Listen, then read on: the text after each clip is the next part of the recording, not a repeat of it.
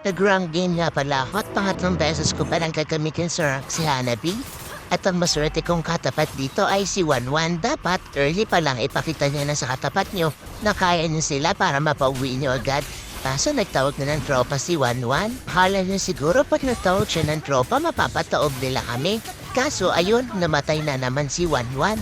Tapos nag-push lang nga kami dito tapos pagkabasag ng tore dinalawan na kami ng core nila. Na boksingero, ayun, namatay tuloy ako. Pagka-clear namin ng bot lane, dito naman kami sa mid lane dumalaw. Kaya ayan, namatay na naman si Wanwan. Buti nakapag-kill pa tayo dito. At dito na nga lang pala sa mid lane kami nagpupush. Pinupush nga lang namin tong tore na to at mag-isang sumugod si Wanwan. Ewan ko ba dito, namatay tuloy ulit siya. Tapos ayan, susugod na naman siyang mag-isa, naghahanap ng kamatayan. Ikaw ba naman mag-isa susugod sa tatlo? Ay naku, Wanwan, ewan ko sa'yo. Buti na nga lang may kasama kami manggagamot dito. Kung hindi, matagal na kami patay tatlo. Pero hindi ko in-expect yung mangyayari sa game na to. Nakaminyap pa tayo. Akala ko nga matitegi na ako ni Matilda dito pero buti na lang.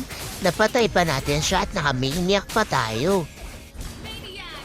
Hindi ko na nga inabol dito yung pang-savage. Baka kasi mategi ako ni Wanwan. Tapos ayan, mamamatay na naman siya. Naawa na tuloy ako kay Wanwan eh. Akala ko nga makakamaniac ulit ako dito. Pero okay lang kung hindi makamaniac. Basta manalo kami, napapagod na kasi yung daliri ko kakapindot. Tsaka magagaling din naman yung mga kasama ko dito. Tapos naglag pa nga ako dito. Ayan, kaya dumiretso sa tore, patay tuloy. Pagkabuhay ko naman, dumiretso agad ako sa mga kasama ko at bakbakan na naman.